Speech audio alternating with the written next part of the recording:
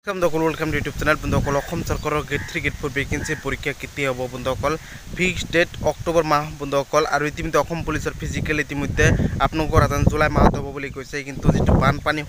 হ'বলৈ আৰম্ভ হ'ব ষ্টাৰ্ট হ'ব বন্ধুসকল জুলাই মাহত কোনো ধৰণৰ সাধাৰণতে অসম পুলিচৰ ফিজিক্যাল অনুষ্ঠিত হ'ব নোৱাৰে মোৰ মতে নোৱাৰে কাৰণ জুলাই আগষ্ট মাহতে অসমত প্ৰতি বছৰত সাধাৰণতে বানপানী ভৰপুৰ হৈ থাকে 2 মাহ পুৰা বানপানী হৈ থাকে ফিল সকলোবোৰ ভৰপুৰ বানপানীৰ এটা ফিলতো ৰানিং কৰিব পৰা নাযায় বন্ধুসকল এতিয়া বৰষুণ ষ্টাৰ্ট হৈ গৈছে অসমত বন্ধুসকল আৰু আপোনাক মই কৈছো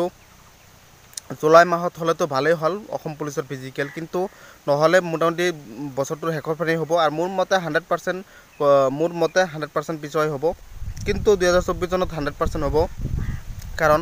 অসম চৰকাৰে 1 লাখ চাকৰি দিছে ইতিমধ্যে সকলো ধন্যবাদ জ্ঞাপন কৰিব লাগিব অসম মুখ্যমন্ত্ৰী ডাঙৰীক ধন্যবাদ জ্ঞাপন কৰিব লাগিব কাৰণ 1 লাখ চাকৰি দিছে জুলাই আগষ্ট মাহত নাপাতিবলৈ অলপ নৱেম্বৰ অক্টোবৰ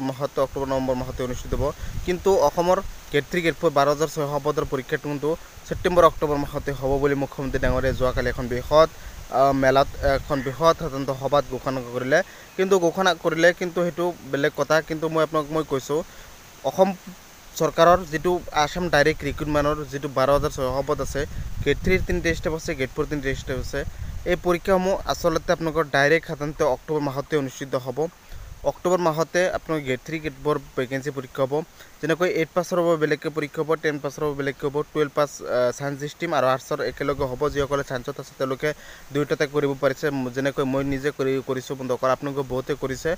লাখ লাখ ল'ৰা ছোৱালী আছে আৰু যিসকলে কেৱল 12 পাছ আৰ্টছৰ আছে বন্ধুসকল তেওঁলোকে কেৱল আৰ্টছৰখিনি কৰিছে হেবোৰ 12 পাছ সায়েন্স স্ট্ৰীম আৰ্টছ স্ট্ৰীম একেলগে পৰীক্ষা হ'ব গ্ৰেজুৱেশ্যন পৰীক্ষা হ'ব 10 পাছ যেটো ড্ৰাইভাৰৰ ভেকেন্সিটো পৰীক্ষা বেলেগকৈ হ'ব মোটামুটি 6 গেট আৰু গ্ৰেজুৱেশ্যনখিনি আপোনাৰ পৰীক্ষা হ'ব বন্ধুসকল মোটামুটি গেট 3 গেট 4 ভেকেন্সি 6টা বিভাগত আগাবালা বাটিবালা পৰীক্ষা হ'ব অক্টোবৰ মাহতে পৰীক্ষা হ'ব আৰু মোটামুটি ইতিমধ্যে মই সাধাৰণতে ক্লিয়াৰ কৰি আছো যিবোৰ সাধাৰণতে আগতে হৈ যোৱা পুৰণি প্ৰশ্ন কাকত আগতে হৈ যোৱা যিবোৰ পৰীক্ষা হৈ গৈছে সেইবোৰ পুৰণি প্ৰশ্ন কাকত যিবোৰ হেবোৰ সলিউশন কৰি থাকক বন্ধুসকল কাৰণ মই নিজে কৰি আছো বন্ধুসকল বহুত বছৰৰ যিবোৰ সাধাৰণ পৰীক্ষা হৈছে পিএনআৰডি হক পঞ্চায়ত গ্ৰামোন্নয়ন বিভাগ যেনেকৈ এগ্ৰিকালচাৰ হক স্বাস্থ্য বিভাগত ডিএছআৰ ডিএমইডিএছৰ হক তাৰ পিছত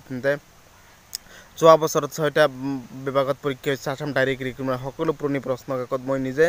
প্ৰিপাৰেচন কৰি আছো স্টাৰ্ট কৰি দিছো বন্ধুসকল আৰু আপোনালোকে প্ৰিপাৰেচন কৰিব লাগে আৰু পুৰণি প্ৰশ্ন কাকত লাগে যদি কমেন্ট কৰি জনাব আৰু এই পৰীক্ষাসমূহ আসলতে অক্টোবৰ মাহতে হ'ব এতিয়া বহুত দিন সময় আছে 6 মাহ সময় আছে প্ৰিপাৰেচন এতিয়াৰ পৰা স্টাৰ্ট কৰিব লাগিব তেনেহলে 100% পাস কৰিব কাৰণ এইটো বহুত হাই কোৱাৰ্ট অফ যাব কাৰণ এবাৰ প্ৰিপাৰেচনটো বেছিকৈ সময় দিছে আৰু এবাৰ কাট অফটো বেছি যাব কাৰণ অসম চৰকাৰ নিকাওবে টকা নিদিয়াকৈ চাকৰি পাইছে সকলো ল'ৰা ছোৱালী যিসকল মেধাবী বা যিসকল পঢ়াশুনা কৰিছে আৰু ময়ো যোৱা বছৰ সাধাৰণতে পাস কৰাৰ পিছত কৰিলো বন্ধুসকল বাইবা টেষ্ট বা মৌখিক পৰীক্ষাত ফেল কৰিলো এটো বেয়া কথা কিন্তু আকৌ চেষ্টা কৰিম এবাৰ 100% আপোনালোকৰ দোৱা আশীৰ্বাদত ভগৱানৰ দোৱা আশীৰ্বাদত মই ডাইৰেক্ট মই পাস কৰিম বুলি মই কৈ আছো বন্ধুসকল আৰু 100% অকলে প্ৰিপাৰেচন কৰক আৰু যিসকলে প্ৰিপাৰেচন বাদ দিয়ক বা বাদ নিদিব বন্ধুসকল বাদ দি আছে তেওঁলোকে বাদ নিদিব কাৰণ আকৌ প্ৰিপাৰেচন ষ্টাৰ্ট কৰি দিয়ক আৰু গেট 3 গেট 4 ভেকেন্সি পৰীক্ষা 100% অক্টোবৰ মাহতে অনুষ্ঠিত হ'ব অক্টোবৰ মাহলৈ অপেক্ষা কৰিব লাগিব আৰু প্ৰিপাৰেচন যিমান ধামাকাদাৰ প্ৰিপাৰেচন কৰিব লাগিব কাৰণ সময় দিছে ভাল কথা মই ভাল লাগিছে কাৰণ প্ৰিপাৰেচন কৰা সময় দিছে ধন্যবাদ সাপোৰ্ট কৰিব আৰু আপোনালোকৰ সহায় লাগে মই নিজে ক্যান্ডিডেট হয় আপোনালোকৰ প্ৰতিটো সময়তে সত্যকৈ আপডেট দিবলৈ চেষ্টা কৰিম সকলোৱে মোক সাপোৰ্ট কৰিব চেনেলটো সাবস্ক্ৰাইব কৰি ভিডিঅটো